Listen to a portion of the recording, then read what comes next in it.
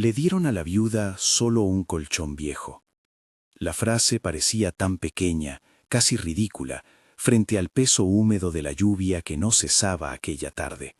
Pero para Marta, para la niña que apretaba su mano con dedos helados, ese colchón era la medida exacta de todo lo que les quedaba. Un poco de tela raída, resortes traicioneros y la voluntad implacable de una casa que las expulsaba sin miramientos. La lluvia caía en líneas finas, una garúa persistente que empapaba las cornisas y volvía los adoquines del barrio de un gris que dolía. El cortejo apenas había terminado, unas pocas flores sobre el ataúd, la sombra de los asistentes doblada por el paraguas.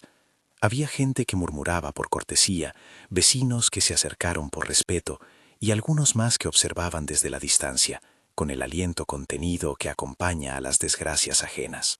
Marta tenía 29 años.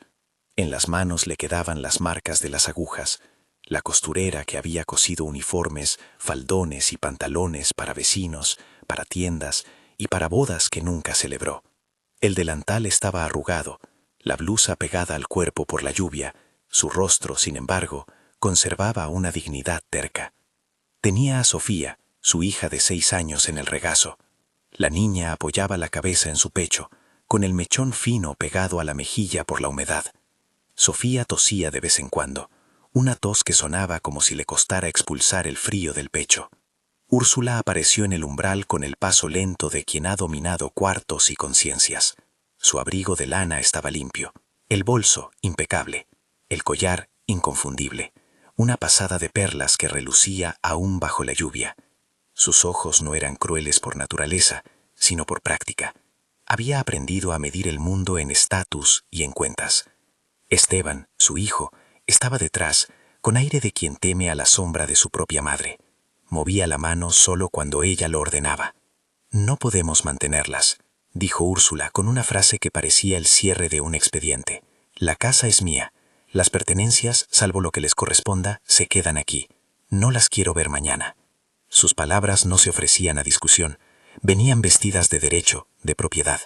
El corredor se llenó de manos ajenas que apartaban objetos con eficiencia. Se guardaron almohadas en cajas, se embolsaron mantas, se llevaron un baúl con ropa que Marta no reconoció, y hasta el pequeño espejo de la mesa de tocador desapareció en la niebla de toscas explicaciones. Al final, Úrsula tomó el único gesto que tenía pensado. Abrió la funda que cubría un colchón viejo, lo rodó y lo dejó frente a Marta con el gesto de quien deposita un último favor. No lo sostuvo, no lo ofreció como consuelo, fue más bien una sentencia convertida en objeto. «Esto os dejo, no perdáis el tiempo». Su voz fue breve, nítida. Un portazo cortó la escena, un sonido seco que hizo eco sobre las tejas mojadas. Marta no respondió, solo miró el colchón, un montón de tela y muelles, con manchas que el tiempo había hecho normales. Miró a Sofía, y la niña, pesarosa, levantó la vista como si buscara una chispa de bondad en la figura de la suegra. No la encontró. Los que se quedaron, los trabajadores que Asuntos de la Casa había contratado, terminaron pronto de amontonar lo que Úrsula había decidido salvar. Retiraron la foto de juventud de Ricardo, la fotografía en la que él sonreía con la camisa bien planchada. Empacaron unos cuantos libros, el viejo tocadiscos al que la familia atribuía historias, y se llevaron la caja con la máquina de coser, que por un momento Marta pensó que podían dejarle. Pero la máquina desapareció también. Un trabajador la cargó, la colocó en el camión y se fue. Las puertas se cerraron. El reloj dio la hora en la iglesia a la que nadie volvió. Marta se quedó en el umbral. Se veía a sí misma diminuta, con el paquete del colchón damp pegado al cuerpo, con el olor a naftalina y humedad impregnado en la tela. El barrio, esa tarde, asistía en silencio a un episodio que muchos preferían no recordar en sus cenas: la expulsión de una viuda y su niña, desplazadas por patrimonio y orgullo. No hubo compasión forzada ni escenas melodramáticas. Úrsula se marchó envuelta en su abrigo, caminando erguida, como quien se va a una sala donde el mundo no se humedece. Esteban la siguió, mirando hacia atrás de manera que Marta entendió como un reproche envuelto en miedo. Quedaron las miradas que juzgan, las manos que habían quitado todo, y el colchón viejo como el escaso inventario de un futuro incierto. Caminaron sin rumbo. Al principio, las botas de Marta se hundían en las aceras enjabonadas por la lluvia. Buscó un lugar donde pasar la noche, algún portal que no la mirara con lástima, algún parque con una banca ancha donde tendrían menos visibilidad. A la niña le pesaban los párpados y su respiración era irregular. Marta la apretó contra sí misma con la intención de abrigarla con su propio calor. Encontraron una plaza casi desierta, un rincón protegido por un olmo que ofrecía un poco de techo natural. El colchón colgó entre sus brazos como un fardo inútil. Con la fuerza que le daba la costumbre de sostener telas y telas, lo colocó sobre una banca larga. Extendió sobre él una manta que había conseguido de la caridad de una vecina que aún se había apiadado, y envolvió a la niña. La lluvia insistía en gotear desde las hojas. La luz del farol más cercano parpadeó, lentísima, como si también el tiempo se hubiera quedado sin aliento. Las primeras horas de la noche fueron un concurso de pequeñas reparaciones. Marta acomodaba la cabeza de Sofía, la colocaba en un pliegue de su abrigo, cerraba con cuidado la chaqueta hasta el cuello de la niña. Le soplaba en las mejillas para que dejara de temblar, le daba calor con el propio cuerpo y con las palabras que ya no arreglaban nada, pero que a veces parecen poner orden al caos. A su alrededor, la ciudad seguía con su rutina. Los coches pasaban a intervalos. Algún bar cercano dejaba escapar una canción que se recortaba en la lluvia. Un perro ocasional se acercó a olfatear y se fue. La noche reveló la vulnerabilidad que Úrsula había querido esconder, la fragilidad de las manos de Marta, la delgadez de los dedos de la niña, la falta de colchoneta decente para amortiguar el cansancio de su espalda. En algún momento, al acomodar a Sofía, Marta notó que algo en el colchón pinchaba, algo con bordes rectos que hacía que la niña se quejara de un punto en la espalda. Era tarde, la lluvia estaba fría, y la amenaza más inmediata era esa: proteger la piel de la niña. Marta se pasó la noche alternando entre el sueño y la vigilancia. Cada tanto, cuando Sofía suspiraba, la viuda se incorporaba a mirar el cielo gris, a escuchar si algún ruido la llamaba de vuelta a la casa que ya no sería su casa. Recordó a Ricardo con una claridad doliente, su sonrisa torcida, la manera en que arreglaba desperfectos en la caldera, cómo guardaba en una taza de cerámica las monedas que sobraban al final de la semana. Recordó también sus últimas palabras, dichas hace tan poco: «Cuida de nuestra niña, Marta. Sea lo que sea, protégela». Palabras que ahora flotaban en la lluvia como una promesa hecha de vapor. Cuando la madrugada avanzó, los contornos de la ciudad se hicieron más suaves. La lluvia cambió de tonalidad, se volvió más fina, casi una bruma. Marta, agotada, se sentó, y en la calma del amanecer, su mente empezó a observar los detalles del colchón con un ojo nuevo. Los bultos que la noche había ocultado ahora parecían más firmes, como si algo dentro hubiese sido cosido de forma torpe, apresurada. Había protuberancias rectangulares, densas, que no deberían estar ahí en un colchón para dormir. Marta pasó la palma de la mano sobre la funda. Polvo, naftalina y algo más, el rastro de un pegamento que había intentado sellar costuras. Pensó en piedras, en pedazos de madera, hasta en ladrillos. Todo menos lo que su corazón ya temía, la posibilidad de que en ese engorro de tela estuviese lo que Úrsula quería ocultar. Se enroscó alrededor de Sofía como quien protege un fósforo de la brisa. La niña murmuró algo sobre un sueño, su respiración se hizo más tranquila. Marta cerró los ojos y permitió que un soplo de sueño la rozara por un instante. Fue un sueño corto y febril. Soñó a Ricardo regresando a la casa con las manos cargadas de cajas. Soñó a Úrsula abriendo con la dureza de un cerrojo y ordenando que no dejara nada. Despertó con el pensamiento clavado. Quizá Ricardo había escondido algo. Esa idea, aunque mínima, hacía latir su esperanza y su recelo al mismo tiempo. Al amanecer, cuando la plaza se fue llenando de luz pálida, el frío había calado la ropa hasta los huesos. Sofía tosió, despierta por la rigidez en su espalda. Marta la abrazó y decidió que no podía esperar. No podía permitir que la niña pasara otro día apoyada en algo que le lastimara la piel.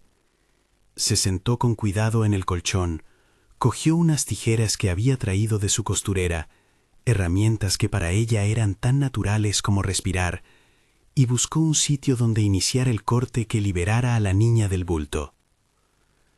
Antes de abrir la funda, Marta hizo algo que parecía un pequeño ritual. Apartó con la mano un pliegue de tela, olió el borde, cerró los ojos y susurró el nombre de Ricardo. No en oración, no con pedido, sino con una especie de pacto silencioso. Si aquel hombre había puesto algo allí, que fuera para protegerlas. Había sido un trabajador, había sido un hombre que ahorró con discreción, que no hablaba de cifras en la mesa porque prefería hacerlo en secreto, en frascos, en sitios que solo él sabía. Marta aún recordaba cómo en ocasiones él cosía bolsillos ocultos en prendas para guardar monedas. Era su forma de velar por las contingencias. La hoja de las tijeras trabajó con un sonido húmedo y metálico al atravesar la tela. La funda cedió, y de inmediato se esparció un olor a madera vieja y polvo. Marta metió la mano y sintió bolsas, bolsa tras bolsa, envueltas con papel que había tomado la pátina del tiempo. No eran piedras. Al tirar de la primera, un billete sobresalió por un borde roto. Tenía el color apagado de los billetes usados, pero en su superficie había números que alguien, alguna vez, los había contado con sumo cuidado. El pulso de Marta se aceleró. Siguió sacando bultos, paquetes empaquetados con esmero, atados con cordeles que crujían al deshacerse. Uno contenía joyas envueltas en telas, otro, sobres con papeles que conservaban nombres anotados, otro, lo que pareció ser una libreta pequeña, con tapas de cuero ya gastadas. La boca se le secó. No era dinero de lujo ni riquezas de alguien que hubiera traficado con malas prácticas, pensó de inmediato. La forma de empaquetarlo, la caligrafía de las etiquetas, la atención en cada envoltura, hablaban de ahorro, de cuidado, de un plan planteado con insistencia y paciencia. Abrió la libreta con las manos que temblaban. Las páginas tenían una letra clara, inclinada hacia la derecha. Había fechas en la parte superior, entradas consignadas con algunos meses señalados, con cantidades colocadas como si fueran hojas de contabilidad. Al mirar la primera hoja que se desplegó, Marta sintió que el mundo se volvía más lento. Había una entrada reciente, con una caligrafía firme, y una línea final que la hizo respirar con dificultad. El cuaderno estaba fechado, 12 de marzo. Bajo la fecha, las palabras eran sencillas, sin floritura, como si Ricardo hubiese decidido dejar una instrucción práctica y un gesto de despedida. Si estás leyendo esto, Marta, es porque yo no he podido decirlo en persona. He guardado en este colchón todo lo que pude ahorrar en estos años y lo que parte de la familia quiso que se quedara lejos de miradas. No es mucho. Es lo que nos permitirá a ti y a Sofía tener un techo, comprar la máquina de coser otra vez si hace falta y pagar las medicaciones. He escrito esta lista con las cuentas. Hay nombres de personas que me han dado dinero en confianza para que lo custodie. Todo está anotado. Confío en que con esto podréis empezar de nuevo. Firma, Ricardo. 1203. Marta dejó que las palabras recorrieran sus dedos como si se tratara de agua fría. No leyó todo al mismo tiempo. Respiró en cada línea, como si el aire ayudara a sostener la claridad que la letra describía. Había más. Instrucciones sobre dónde acudir, sobre cuentas bancarias a nombre de un fondo común, sobre un abogado que conocían de hace años, que no estaba relacionado con la familia de Úrsula. Había nombres, direcciones y un renglón final que decía: no lo contéis a nadie hasta que sea seguro. Úrsula no debe saberlo. Si algo me ocurre, que Marta haga valer lo escrito. La evidencia parecía pensada no solo para proteger un ahorro, sino para sortear la avaricia que algunos podrían mostrar. Ricardo había previsto un escenario en el que su esposa y su hija necesitarían algo oculto, un pequeño arca escondida donde no la buscarían. La forma era modesta, un colchón viejo, la inversión mínima, pero la voluntad era inmensa. Había sido su última. Marta revisó los números con dedos torpes. Había notas de una inversión de años, monedas sumadas poco a poco, billetes guardados, algún oro que había pertenecido a la familia en tiempos mejores y que Ricardo, con mano cuidadosa, había cambiado por efectivo para poder moverlo discretamente. Todo marcaba una intención clara: dejar algo que devolviera dignidad. No riqueza de película, sino esa suma que en la ciudad puede equivaler a un pequeño salvavidas, un alquiler, un taller, una inversión para una máquina de coser. Sintió primero incredulidad, como si el alivio no quisiera hacerse cargo del cuerpo que aún estaba en tensión por la expulsión. Se ocurrió reír, y la risa se le rompió en un susurro. La sensación de hallazgo fue doble. Por una parte, la emoción casi infantil de haber encontrado un tesoro. Por otra, el temor de que todo aquello, frágil y escondido allí, pudiera ser arrebatado. Su mano se apretó alrededor de la libreta. Leyó de nuevo la firma de Ricardo. La letra era la misma con la que, años atrás, le había escrito notas cariñosas en los bordes de sus camisas. Era inconfundible. La escena de la plaza se hizo extrañamente quieta. Marta miró a la niña, que dormía con una mueca en el rostro, y sintió una oleada de culpa y protección que le recortó las ideas. Si aquello era la salvación, debía custodiarlas con astucia. No sería suficiente la emoción, necesitaba un plan, una manera de convertir aquellos billetes y aquellos papeles en algo que sostuviera a dos seres.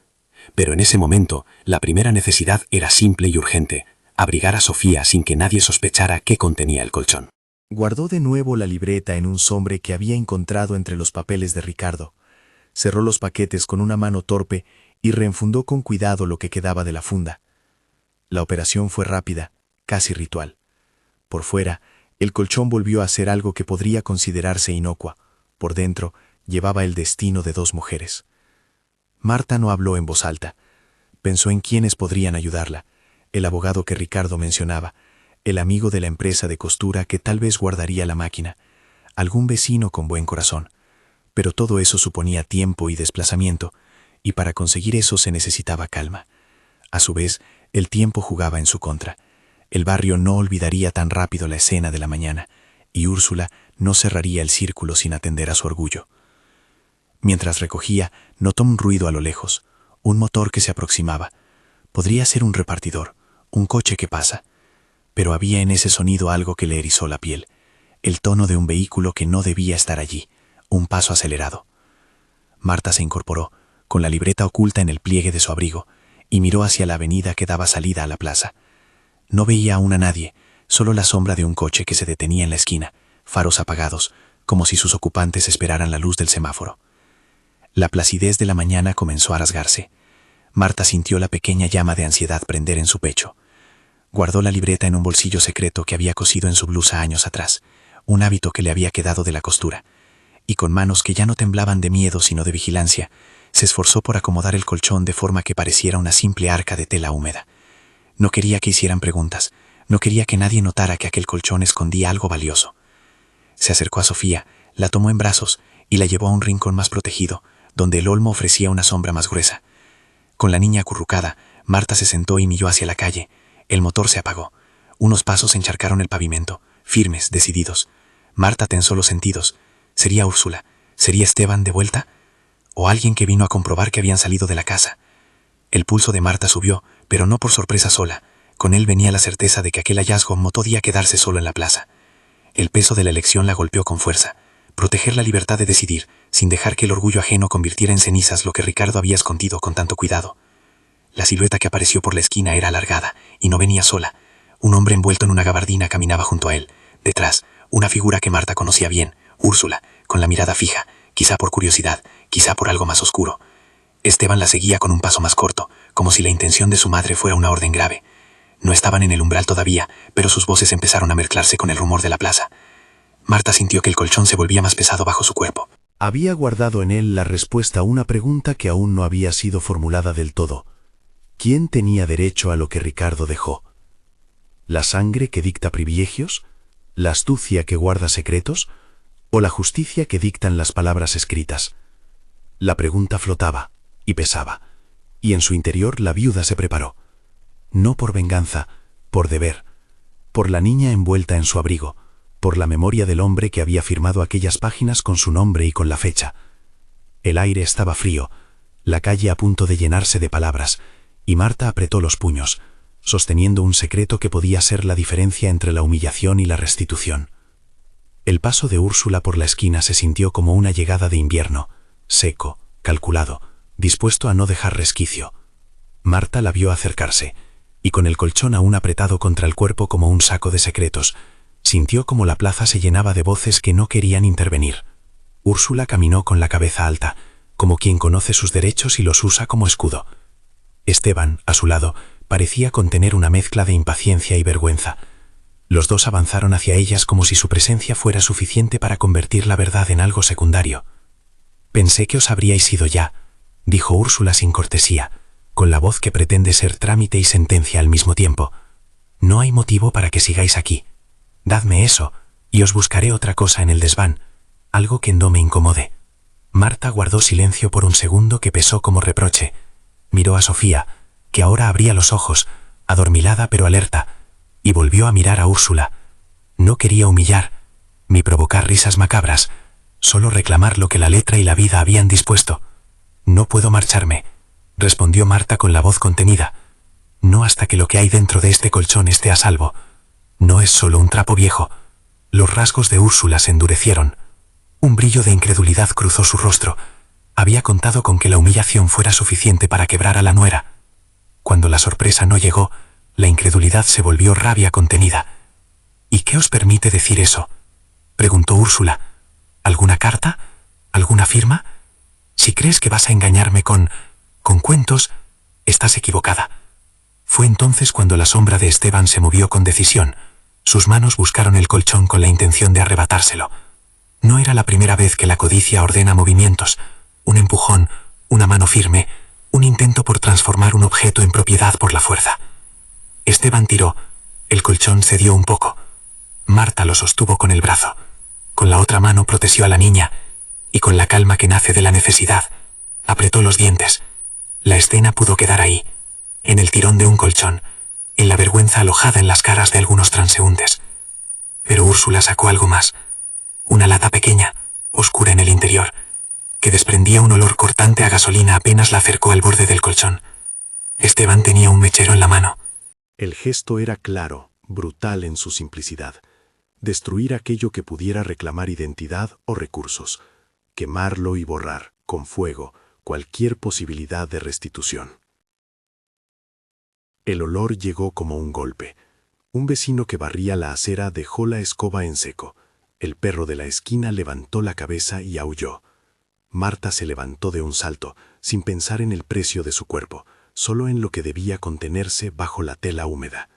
Sintió la gasolina como un peligro físico, como un rumor que podía volverse incendio. «No lo hagáis», dijo con la voz que ya no fue súplica, sino mandato. «No queméis esto». Úrsula la miró con una mezcla de desprecio y diversión. Para ella, destruir era saldar cuentas morales, borrar lo que incomoda. Esteban, con la mano temblando un poco, inclinó la lata hacia la tela. Fue un movimiento lento, exasperante, como el de quienes creen tener derecho a todo. Marta se echó hacia el colchón, colocó su cuerpo por encima de la zona que Esteban acababa de rociar y lo abrazó con furia. Notó la tela húmeda sobre su cara, el frío del metal de los resortes cerca de sus costillas. La gasolina olía fuerte y crujía en la nariz. El mechero se acercó y la llama se encendió con un chasquido liviano que se sintió, en la plaza, como un presagio. Hubo un segundo en que la ciudad pareció contener la respiración.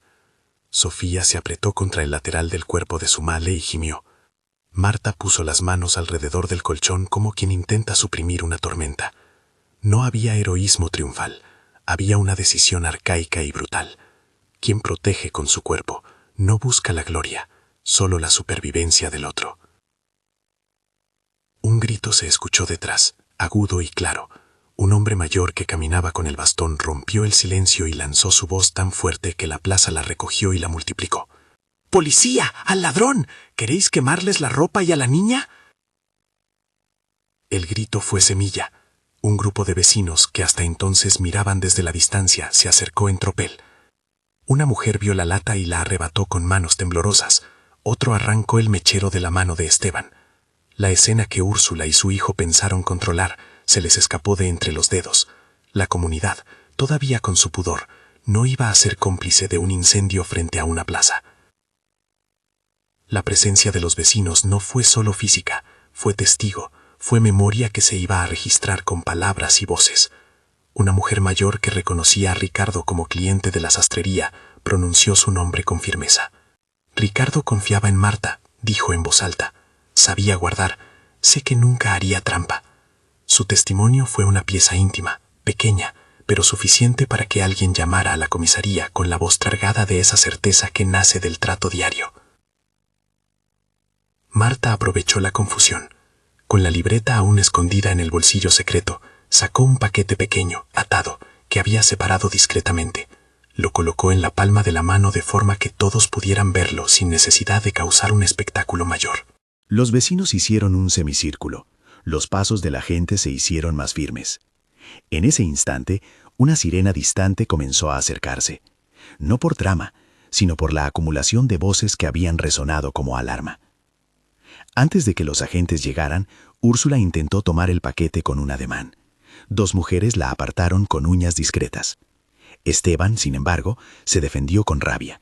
Empujó a un hombre que intentó sujetarlo y se produjo un forcejeo que hizo que el colchón se desplazara un poco. Marta, aún encima, sentía como el cuerpo le pedía movimiento para apartarse, para dejar paso a alguien que pudiera hablar en nombre del derecho. Pero el colchón, con su contenido secreto, no podía quedar expuesto. El coche de la policía llegó con la puntualidad habitual de quienes responden a una llamada. Los agentes se desplegaron con distancia neutral. Uno de ellos, con voz mesurada, pidió calma y que se presentaran pruebas de lo que cada parte defendía.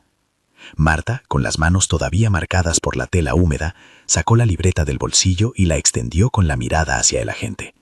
No hizo grandilocuencias. Habló con la serenidad de quien confía en lo escrito. «Mi nombre es Marta», dijo. «Esto está fechado y firmado por mi marido. Él guardó lo que pudo para nosotros. Está en el colchón, porque sabía que allí nadie lo buscaría». El agente tomó la libreta con el guante de cortesía que a veces usan para evitar tocar pruebas y la hojeó. La letra era clara, la firma legible. Hubo minutos de formalidad.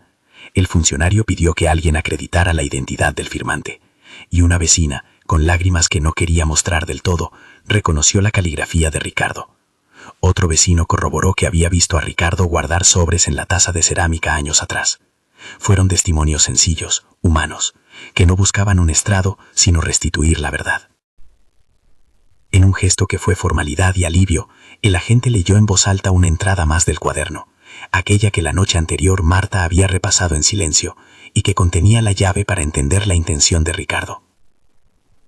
He marcado en esta libreta las cantidades que he ido guardando y las personas que nos han confiado dinero para que lo custodie temporalmente.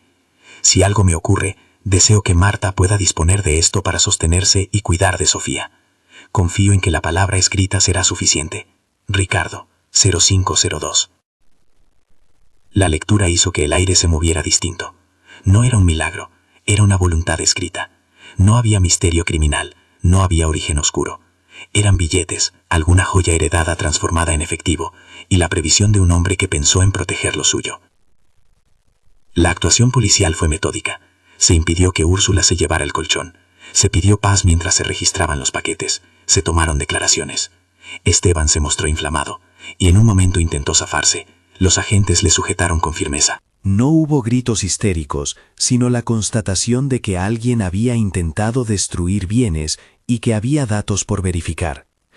Se le informó a Úrsula de que el caso quedaría en manos de la autoridad competente para determinar la situación patrimonial y la validez de la libreta como instrucción testamentaria o indicación de última voluntad. Úrsula, con la imagen de su orgullo herido, ordenó que la policía se llevara algo de lo que había en las bolsas, exigió hablar con un abogado. Sus palabras, antes altivas, sonaban ahora a exigencia de trámite. La plaza, por su parte, recuperó la calma con cautela. La gente se fue segregando, preocupada por volver a su rutina, pero con la sensación de que algo había cambiado. La humillación que Úrsula pensó definitiva se había transformado en un momento de control comunitario.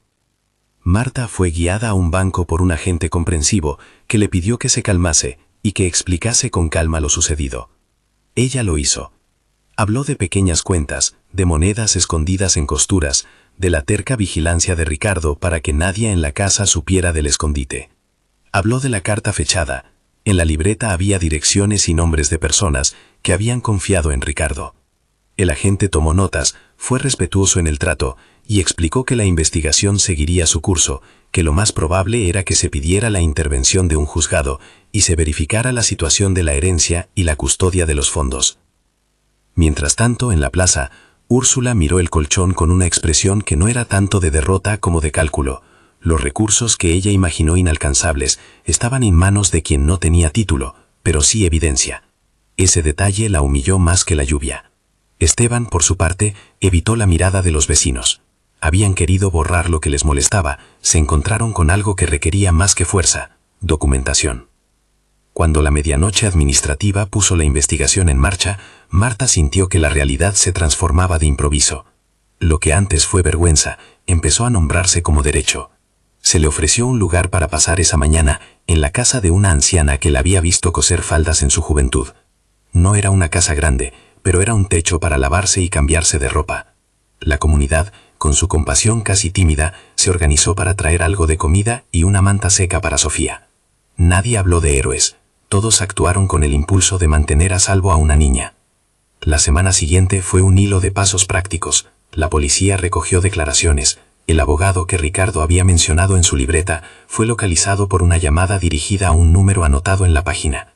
El profesional se presentó con un gesto serio y conmovedor, reconoció la firma de Ricardo, habló con términos legales que Marta escuchó como si fueran una lengua nueva, y prometió usar la libreta como base para presentar una petición de tutela de bienes. El procedimiento no fue instantáneo ni espectacular. Fue una sucesión de trámites, firmas y esperas que para Marta se viviera como la paciencia de quien cose un vestido, prisionera de hilos difíciles. Los días de esta espera estuvieron poblados de pequeños gestos. La mujer de la panadería, que había visto a Marta durante años, le dejó harina gratis para que siguiera cocinando. Una amiga de la sastrería le ofreció usar la máquina vieja mientras podían recuperar la suya. Algún cliente habitual dejaba un encargo con un pago por adelantado. Los billetes que Ricardo había guardado no se movieron todavía, pero la certeza de su existencia dejó caer un alivio que no se podía tocar, pero sí respirar.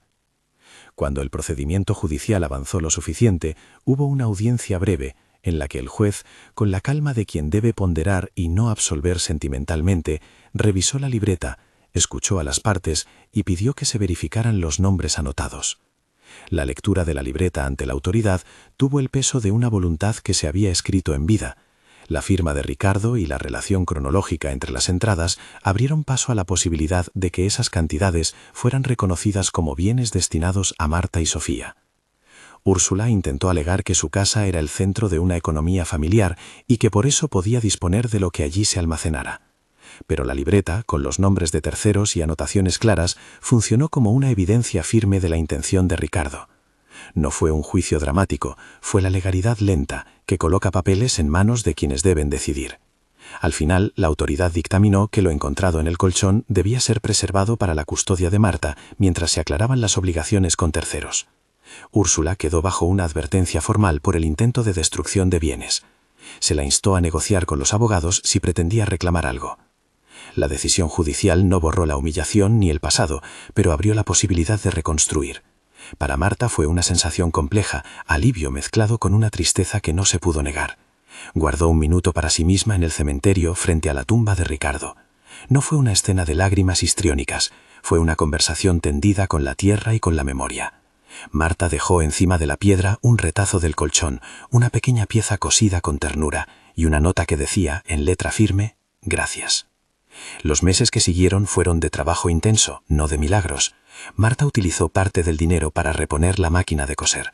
Otra parte la destinó a pagar un alquiler modesto de un local pequeño y a instalar su taller. No fue una inversión ostentosa, fue la exactitud que permite que la costura siga siendo modo de vida. Empezó por aceptar encargos sencillos, arreglos, dobladillos, uniformes escolares. Su habilidad, esa que se reconoce en manos que han conocido agujas y telas, la devolvió al mercado con dignidad. No hubo ruido, solo la persistencia de una mujer que hilvana su destino con paciencia. Sofía, que meses atrás había tosido y temblado por el frío, mejoró. Las medicaciones que Ricardo había previsto en su lista permitieron tratamientos y consultas que antes eran difíciles de costear. La niña recobró colores en las mejillas. La tos quedó en el recuerdo, y en una foto enmarcada que Marta colocó en la pared del nuevo taller. Había días en que la risa de Sofía sonaba como un testimonio directo del porqué de todo.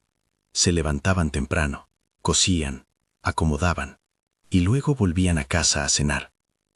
Era una vida que no se ostentaba, sino que se construía. El taller se convirtió en un punto de encuentro discreto en la cuadra.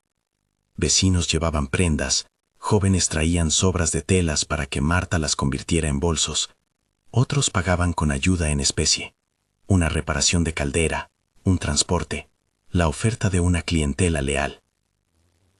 Marta trabajó con la templanza de la que sabe que la dignidad se gana con horas de costura, no con gestos grandilocuentes. Con el tiempo, contrató a una chica joven que aprendió a coser a su lado. Le enseñó el oficio como quien transmite un don que salva. La reputación hizo su parte. El taller, pequeño y luminoso, empezó a recibir encargos más consistentes. Marta abrió la puerta a una idea que siempre le había rondado: enseñar costura a mujeres que necesitaban una salida. Fue un proyecto humilde, con mesas de madera, algunas herramientas prestadas y una pizarra donde apuntaban los pedidos. Al poco, la joroba de la angustia fue reemplazada por una agenda que, aunque aún modesta, permitía pensar en un mañana sin sobresaltos. La relación con Úrsula cambió con la ley. La mujer siempre buscó justificar su orgullo con la razón de la posesión, pero ahora sus argumentos se veían como lo que eran: intentos de proteger un estatus que se tambaleaba frente a la evidencia. Hubo conversaciones tensas, cartas formales, y en algún caso, propuestas que llegaron a convenios menores. La comunidad, por su parte, no olvidó la escena de la plaza. Algunas la recordaban como un acto de justicia discreta, otras, como el día en que el barrio decidió ponerse del lado de quien cuidaba a su hija. Pasaron 6 meses desde aquel amanecer en la plaza. Una mañana clara, con luz dorada en lugar de gris, Marta abrió la persiana del taller y miró la calle con otro relieve. La casa modesta que habían logrado pagar con parte del dinero estaba en una calle tranquila. No era grande, pero era suya de hecho y de corazón. Sofía corría por el pequeño jardín, ahora sin el hilo de tos que la había acompañado. Había un cuadro nuevo en la pared del taller, un retazo del colchón viejo, enmarcado con cuidado, como si fuera un mapa que recuerda de dónde vinieron y cómo llegaron. Ese trozo del colchón, cosido y colocado en un marco, no fue exhibicionismo. Para Marta era un recordatorio de la humillación superada, del plan de Ricardo, de las manos amigas que se acercaron. En el marco, además, había una pequeña placa con una fecha y una palabra: resguardo. Cada vez que alguien preguntaba por el retazo, Marta contaba la historia con la misma modestia con la que contaba su oficio. No para vanagloriarse, sino para mostrar que lo despreciado puede contener la solución. En una tarde de otoño, con las hojas arremolinándose en la calle, Marta se sentó al borde del taller, miró el retazo en la pared y recordó a Ricardo.